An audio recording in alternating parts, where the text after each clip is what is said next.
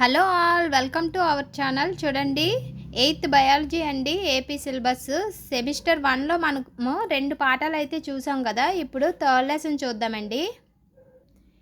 Previous వీడియోలో అయితే కణం నిర్మాణం విధులు చూసామండి. తర్వాత సూక్ష్మజీవులు, స్నేహితులు, శత్రువులు చూసాము. ఇప్పుడు పంట ఉత్పత్తులు, యాజమాన్య పద్ధతులు చూద్దాము.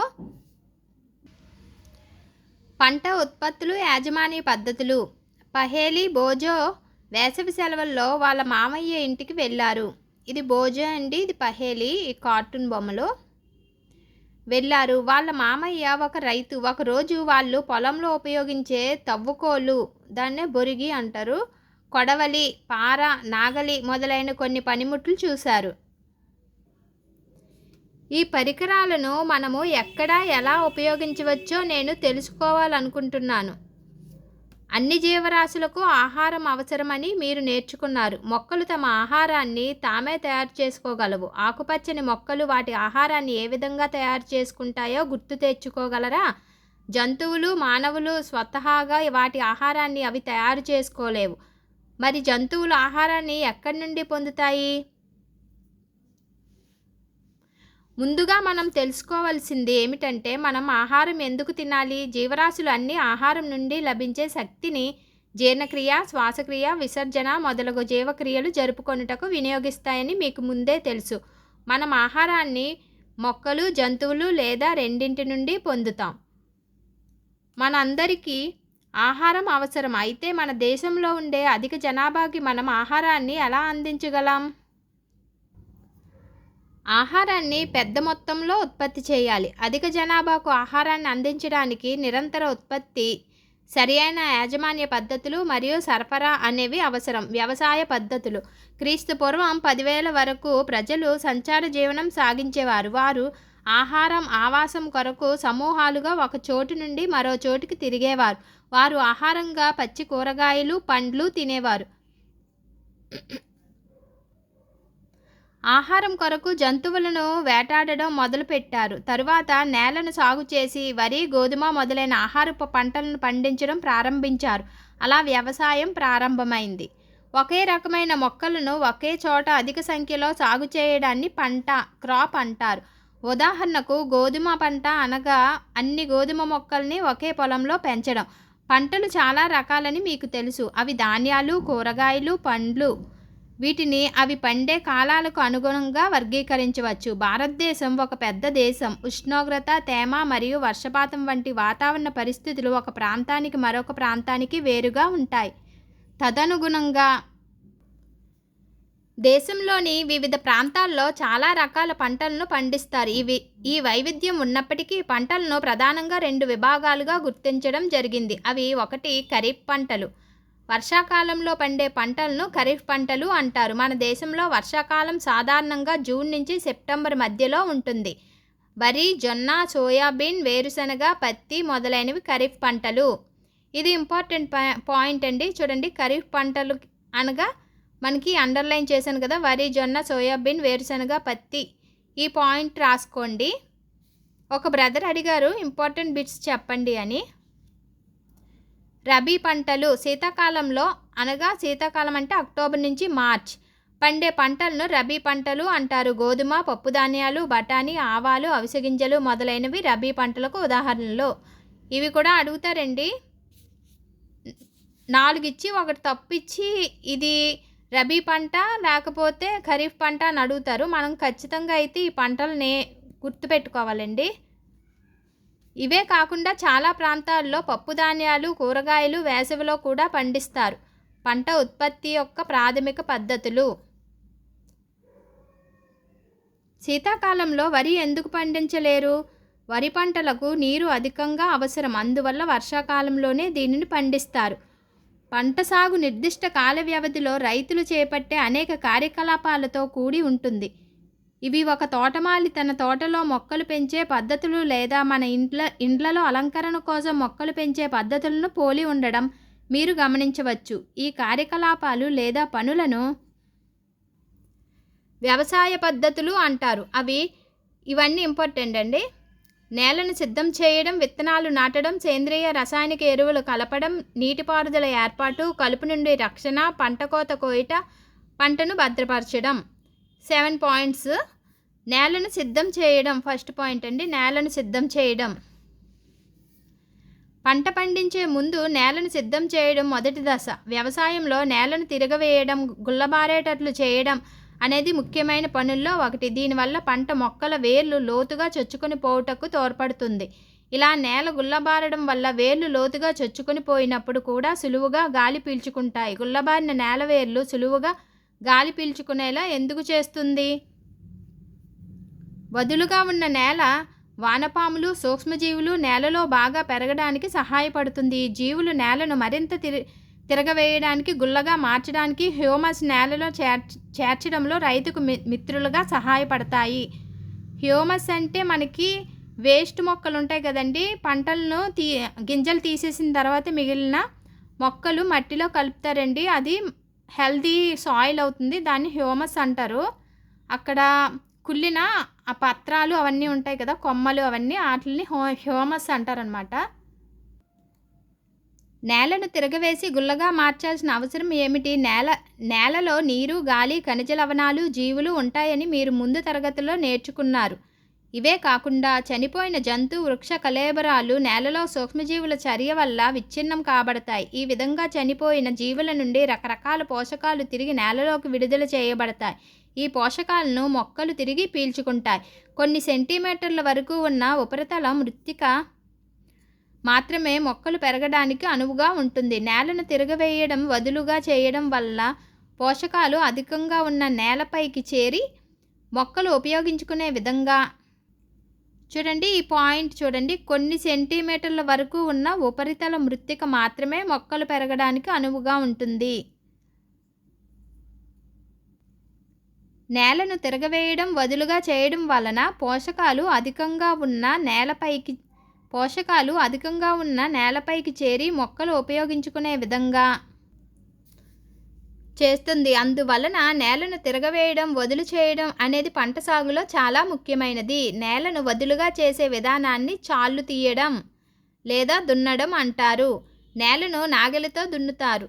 నాగలిని ఇనుము లేదా కలపతో తయారు చేస్తారు. నేల పొడిగా ఉన్నట్లయితే దున్నే ముందు నేలను తడపాలి. దున్నిన పొలంలో మట్టిబెడ్డలు అనే పెద్ద పెద్ద మట్టిగడ్డలు ఉండవచ్చు. ఈ మట్టిబెడ్డలను పగలగొట్టాల్సిన అవసరం ఉంది. నేలను చదును చేయడం అనేది విత్తనాలు నాటడానికే కాకుండా నీరు సక్రమంగా పారడానికి కూడా ఉపయోగపడుతుంది. చదును చేయి పరికరం ద్వారా నేలను చదును చేస్తారు. కొన్నిసార్లు చాళ్ళు ఏర్పరిచే ముందు పొలంలో సేంద్రియ ఎరువుని వేస్తారు. ఇలా చేయడం వల్ల సేంద్రియ ఎరువు మట్టితో బాగా కలుస్తుంది. విత్తనాలు నాటే ముందు నేలను తేమగా ఉంచాలి. వ్యవసాయ పనిముట్లు. మంచి ఫలసాయం పొందడానికి విత్తనాలు నాటే ముందు మట్టిగడ్డలను ముక్కలుగా చేయడం చాలా అవసరం. ఈ పనిని వివిధ పనిముట్లు ఉపయోగించి చేయవచ్చు. వాటిలో ముఖ్యమైన పనిముట్లు నాగలి, తోల్లిక, దాన్నే గడ్డపార మరియు సాగు సాధనం యంత్రం అంటారు. ఇదిగోనండి నాగలి. దీన్ని ఇక్కడ ఇండివిజువల్గా వేసారు చూడండి. నాగలి పురాతన కాలం నుండి నేలను చాలుగా చేయడానికి, పంటకు రసాయనిక ఎరువు వేయడానికి, కలుపు తీయుటకు, మట్టిని తిరగేయడానికి దీన్ని ఉపయోగిస్తున్నారు. ఇది ఒక కర్రతో తయారు చేయబడి ఒక జత ఎద్దులు లేదా వేరే జంతువులతో, గుర్రాలు లేదా ఒంటెలు లాగబడుతుంది. ఇది బలమైన త్రికోణాకార ఇనుప బద్ది కలిగి ఉంటుంది. దీనిని నాగలి గొర్రు అంటారు. గొర్రుకు వేరొక వైపు చేతిపిడి ఉంటుంది. నాగలి యొక్క ముఖ్య భాగమైన పొడవాటి కలప దొంగను నాగలి దొంగ అంటారు. నాగలి దొంగ ఒక చివర నాగలి గొర్రుకు కలపబడి ఉంటుంది. వేరొక చివర ఎద్దుల మెడపైన ఉండే కర్రదూలం కాడికి కలుపబడి ఉంటుంది. ఒక జత ఎద్దులతో మనిషి ఈ నాగలిని సులభంగా ఉపయోగించగలడు. స్థానికంగా ఉపయోగించే కర్ర నాగలి బదులు ప్రస్తుతం ఇనుప నాగలిని ఉపయోగిస్తున్నారు. తోల్లిక, గడ్డపార. ఇది కలుపును తీయడానికి, నేలను గుల్లగా చేయడానికి ఉపయోగించే సులువైన పరికరం. ఇది పొడవాటి కర్ర లేదా ఇనుప కడ్డీ కలిగి ఉంటుంది. దీనికి ఒక చివర బలమైన వెడల్పుగా వంపుకి తిరిగిన లోహపు పలక అతకబడి బ్లేడులా పనిచేస్తుంది. తోలిక అండి, గడ్డిపార. ఇదిగోనండి తోలిక, దాన్ని గడ్డిపార అని కూడా అంటున్నారు. చూడండి, ఇది లోహపు పలక, ఇది కడ్డీ, ఇది దుంగ, హ్యాండిల్, పిడి.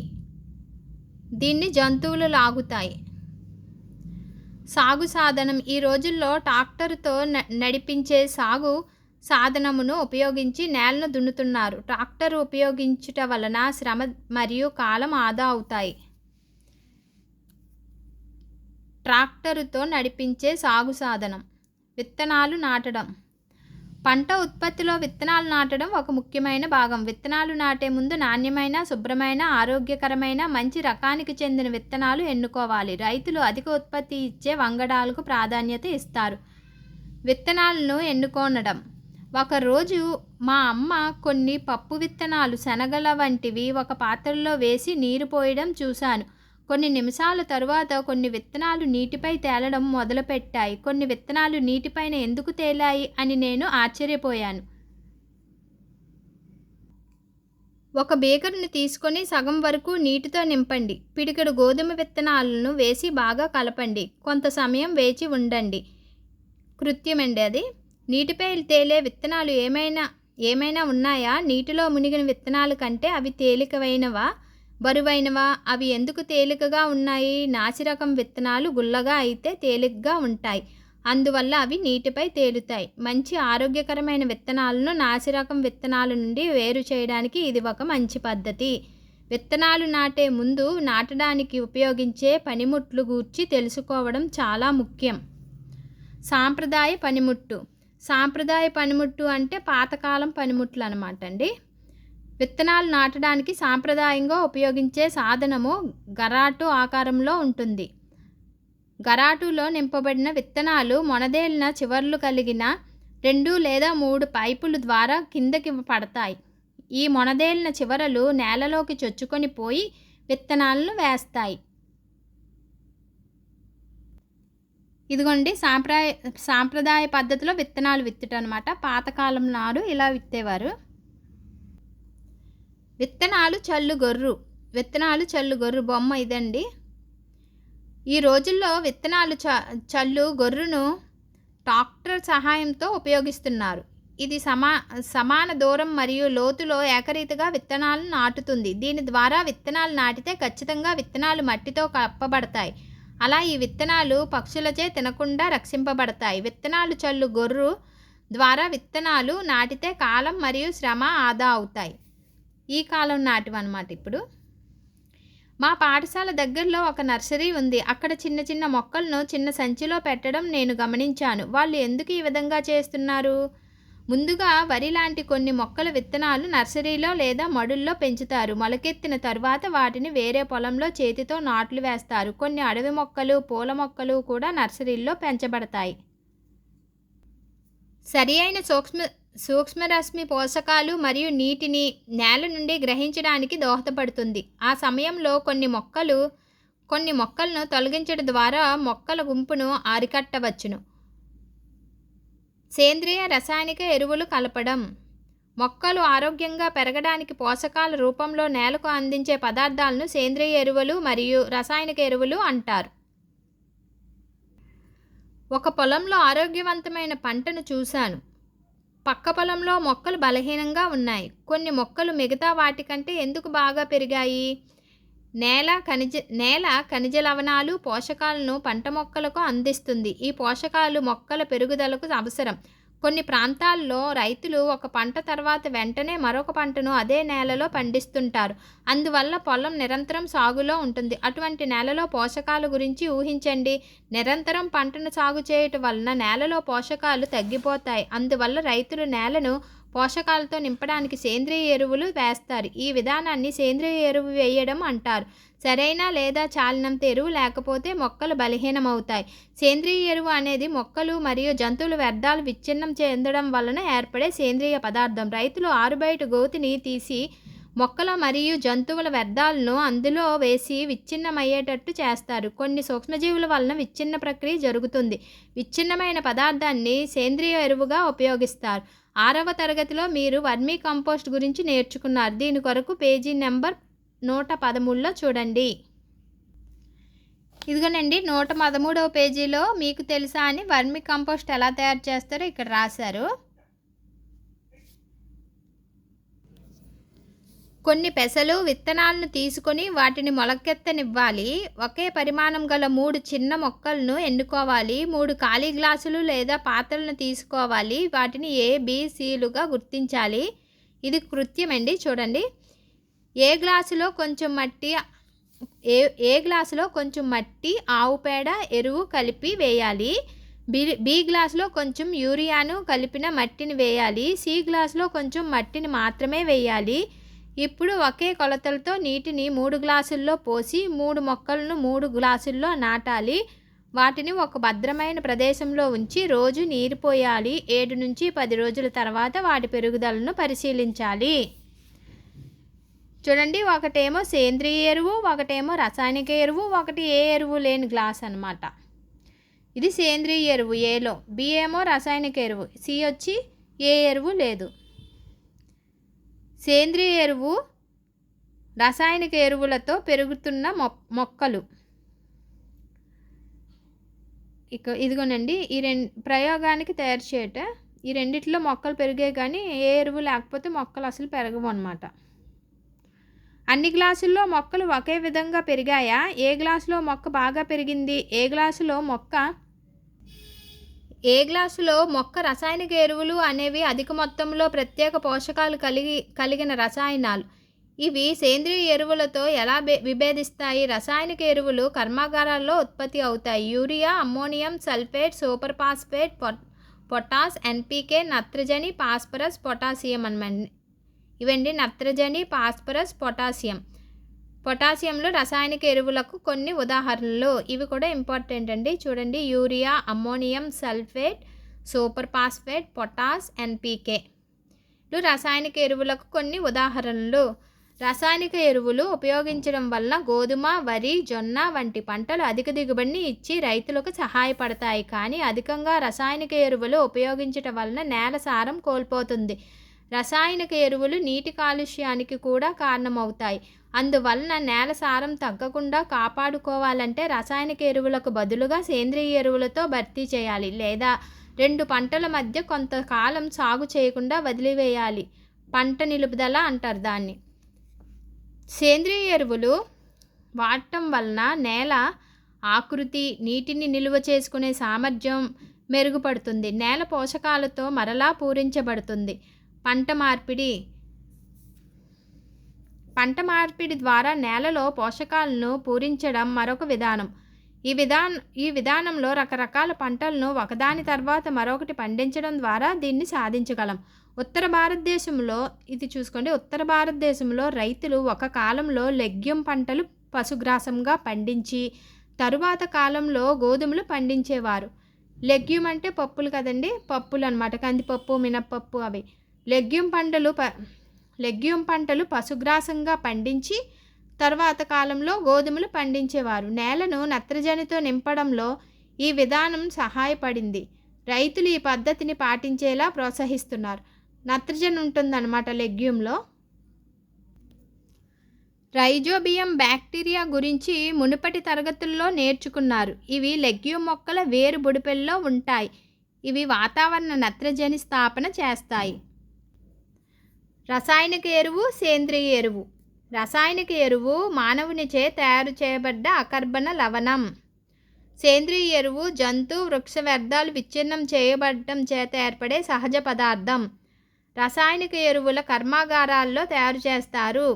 సేంద్రియ ఎరువు పొలాల్లో తయారు చేస్తారు. రసాయనిక ఎరువు నేలకు హ్యూమస్ను అందివ్వలేవు.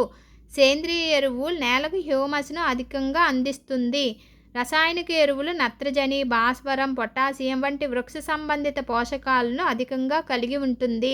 సేంద్రియ ఎరువులు సాపేక్షంగా తక్కువ వృక్ష సంబంధిత పోషకాలను కలిగి ఉంటాయి. పట్టిక 3.1 రసాయనిక ఎరువులు, సేంద్రియ ఎరువులు మధ్య భేదాలను తెలియజేస్తుంది. సేంద్రియ ఎరువుల యొక్క ప్రయోజనాలు. సేంద్రియ ఎరువులు రసాయనిక ఎరువుల కంటే ప్రయోజనకరమైనవిగా పరిగణింపబడినవి. ఎందుకంటే ఇవి నేల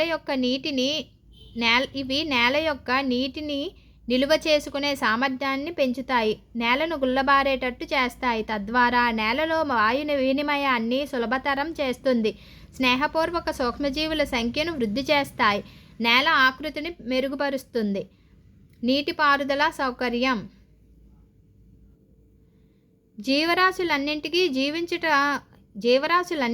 జీవించుటకు నీరు అవసరం. సరైన పెరుగుదల, అభివృద్ధికి నీరు చాలా ముఖ్యమైనది. మొక్కల వేర్లు నీటిని శోషించుకుంటాయి. నీటితో పాటు ఖనిజ లవణాలు, రసాయనిక ఎరువులను కూడా శోషించుకుంటాయి. చూడండి, ఈ పాయింట్ ముఖ్యమైనది. మొక్కలు సుమారు 90% నీటిని కలిగి ఉంటాయి.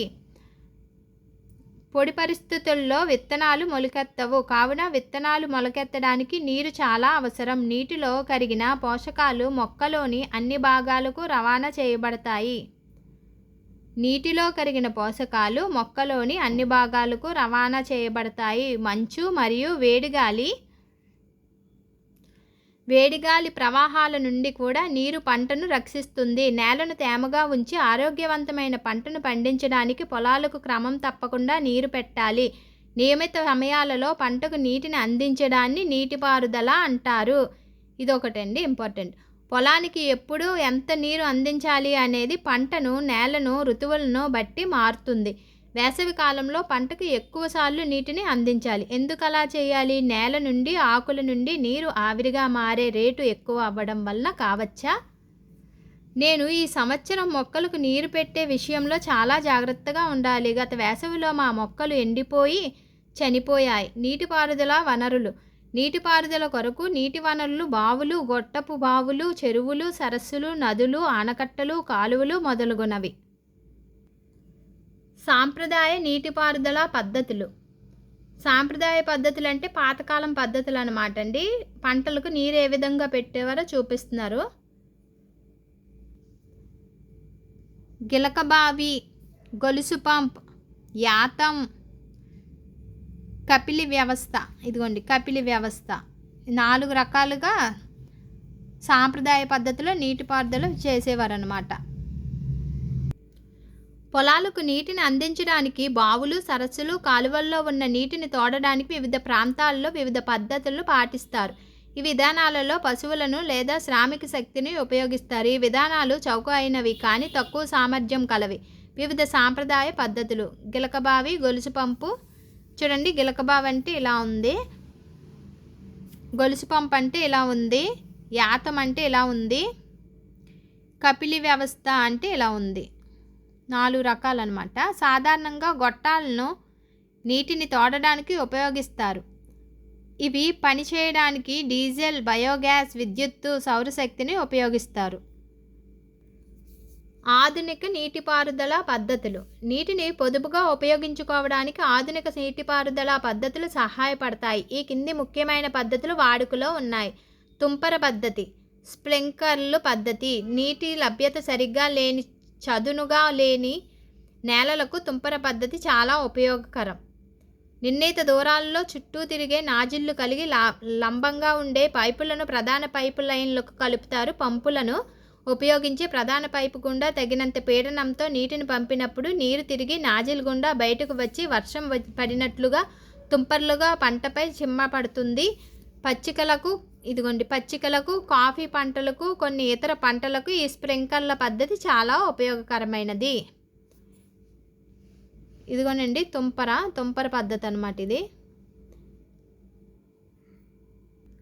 నెక్స్ట్ది బిందు సేద్యం అండి. ఇది కూడా ఇంపార్టెంట్. ఈ పద్ధతిలో నీరు బిందువులుగా నేరుగా వేర్ల దగ్గరే పడుతుంది కనుక దీన్ని బిందు సేద్యం అంటారు. చెట్లకు, తోటలకు, పండ్ల మొక్కలకు ఇది ఉత్తమమైన పద్ధతి. నీరు ఎక్కడా వృధా కాదు. నీరు తక్కువగా లభ్యమయ్యే ప్రదేశాలకు ఇది ఒక వరం. నీరు తక్కువగా ఉన్న ప్రదేశాలకు ఇది ఒక వరం అండి బిందు సేద్యము. డైరెక్ట్గా మొక్కల వేర్ల ద్వారా ఇవి పడతాయి అన్నమాట. స్ప్రింక్లర్లు అయితే మీదన వర్షంలాగా చిమ్ముతుంది. ఇదైతే వేర్ల దగ్గర పైపులు ఉంటాయి అన్నమాట. కలుపు మొక్కల నుండి రక్షణ. పహేలి బోజో దగ్గర ఉన్న గోధుమ పంట పొలానికి వెళ్ళి పహేలి బోజో దగ్గరగా ఉన్న గోధుమ పంట పొలానికి వెళ్ళి అక్కడ గోధుమ మొక్కలతో పాటు కొన్ని ఇతర మొక్కలు పెరగడం చూశారు. ఈ ఇతర మొక్కలకు ఉద్దేశపూర్వకంగా నాటారా? ఇతర మొక్కలను ఉద్దేశపూర్వకంగా నాటారా?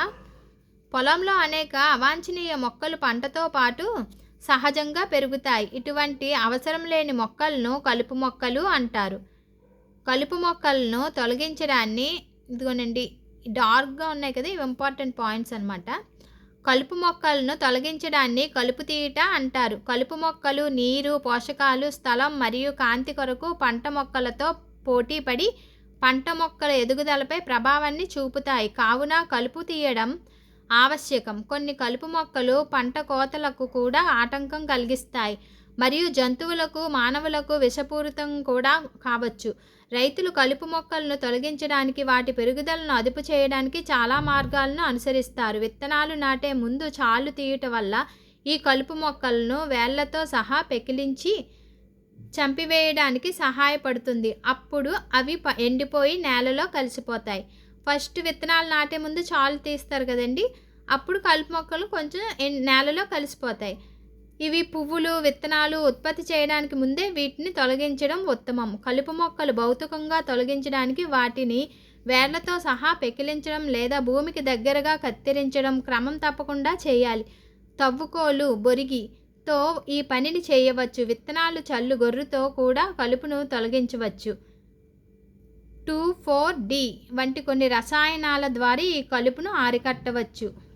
చూడండి, 2,4-D వంటి కొన్ని రసాయనాల ద్వారా ఈ కలుపును అరికట్టవచ్చు. వీటిని కలుపు నాశకాలు అంటారు. వీటిని పొలాల్లో కలుపు నశించడానికి పిచికారీ చేస్తారు. అవి పంటను నాశనం చేయవు. కలుపు నాశకాలను తగినంత నీటిలో కలిపి స్ప్రేయర్ల ద్వారా పొలంలో పిచికారీ చేస్తారు. కలుపు నాశకాలను పిచికారీ చేయుట పటమది. పిచికారీ చేసే వ్యక్తిపై కలుపు నాశకాలు ఏమైనా ప్రభావం చూపుతాయా? ముందు చెప్పుకున్నట్లు కలుపు మొక్కలు విత్తనాలు, పుష్పాలు ఉత్పత్తి చేయకముందే కలుపు నాశకాలను పిచికారీ చేయాలి. కలుపు నాశకాలను పిచికారీ చేయడం రైతుల ఆరోగ్యంపై ప్రభావం చూపవచ్చు. అందువలన ఈ రసాయనాలను రైతులు చాలా జాగ్రత్తగా వాడాలి. ఈ రసాయనాలు పిచికారీ చేసినప్పుడు వారు ముక్కు, నోరు గుడ్డతో కప్పుకోవాలి.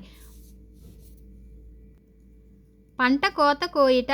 పంటను కోత కోయుట ఒక ముఖ్యమైన పని. పంట పండిన తరువాత పంటను కోయడాన్ని పంట కోత కోయుట, హార్వెస్టింగ్ అంటారు. దీనిలో పంటను పైకి పెకిలిస్తారు లేదా భూమికి దగ్గరగా కోస్తారు. ధాన్యపు పంటలు పక్వానికి రావడానికి 3 నుంచి 4 నెలలు పడుతుంది. మన దేశంలో పంటలను కోత కోయడానికి మనుష్యులు కొడవలిని లేదా కోత కోసే యంత్రాన్ని హార్వెస్టర్ ఉపయోగిస్తారు. కోత కోసిన పంట చొప్ప నుండి గింజలను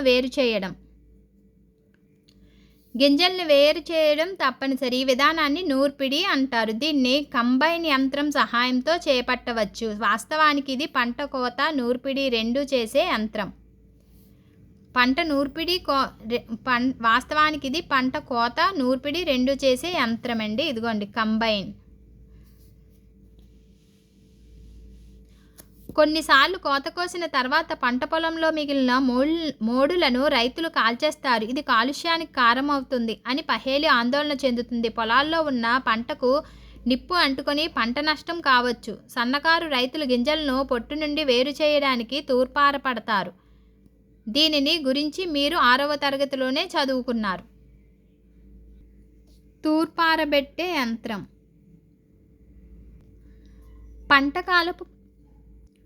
పంటకాలపు పండుగలు. 3 నుంచి 4 నెలలు కష్టపడిన తర్వాత పంట కోతకు వస్తుంది. పొలమంతా బంగారు రంగులో పంట నిండా గింజలను కలిగి ఉన్న దృశ్యం రైతు హృదయానికి ఆనందం. అంతా బాగుంది అనే భావనను కలిగిస్తుంది. ఇది గత పంట కాలంలో చేసిన కష్టం ఫలించి ఆనందంతో సేద తీరే సమయం. భారతదేశంలో అన్ని ప్రాంతాల్లో పంటలు కోత కోసే సమయం గొప్ప ఉల్లాసభరితమైన ఆనందదాయకమైన సమయం. పురుషులు, స్త్రీలందరూ ఉత్సాహంగా పండుగ జరుపుకునే సమయం. సంక్రాంతి, వైశాఖి, హోలీ, దీపావళి, నభన్య, బిహు మొదలైన పంట కోతలతో ముడిపడి ఉన్న ప్రత్యేక పండుగలు. పండగలండి ఇవి. నిల్వ చేయడం. ఉత్పత్తి అయిన ధాన్యాన్ని భద్రపరచడం, నిల్వ చేయడం ముఖ్యమైన పని. పంట ధాన్యాలు ఎక్కువ కాలం భద్రంగా నిల్వ చేయాలంటే తేమ, పురుగులు, ఎలుకలు, సూక్ష్మజీవుల నుండి కాపాడుకోవాలి. కోత కోసిన ధాన్యం ఎక్కువ తేమగా ఉంటాయి. తాజాగా కోసిన ధాన్యాన్ని ఎండబెట్టకుండా నిల్వ చేస్తే అవి పాడై లేదా సూక్ష్మజీవుల దాడికి గురై ఆహారంగా ఉపయోగించడానికి, మొలకెత్తడానికి పనికిరాకుండా పోవచ్చు. కావున నిల్వ చేసే ముందు వాటిలోని తేమను తగ్గించుటకు ఎండలో ఎండబెట్టాలి. ఇలా చేయడం వల్ల కీటకాలు, చీడలు, బ్యాక్టీరియా, శిలీంధ్రాల దాడి నుండి పంట రక్షింపబడుతుంది. నేను మా అమ్మ బియ్యం డబ్బాలో వేప ఆకులు వేయడం చూశాను. అలా ఎందుకు చేసింది అని నేను ఆశ్చర్యపోయాను. ధాన్యం నిల్వ చేసే లోహపు గదులు. చూడండి, లోహపు గదులు. నెక్స్ట్ ఇది వచ్చి గోదాములలో గోనె సంచుల్లో నిల్వ చేయుట. రైతులు గింజలను గోనె సంచుల్లో లోహపు డబ్బాల్లో నిల్వ చేస్తారు. ఎక్కువ మొత్తంలో ఉన్న ధాన్యాన్ని చీడలు, ఎలుకలు, పురుగుల నుండి రక్షించడానికి లోహపు గదుల్లో, గోదాములలో నిల్వ చేస్తారు. ఇళ్లలో ధాన్యం గింజలను నిల్వ చేయడానికి ఎండిన వేప ఆకులను ఉపయోగిస్తాం. పెద్ద మొత్తంలో ధాన్యాన్ని గోదాములలో నిల్వ చేసినప్పుడు చీడలు, సూక్ష్మజీవుల నుండి రక్షించుటకు వాటిని రసాయనాలతో శుభ్రం చేయాలి.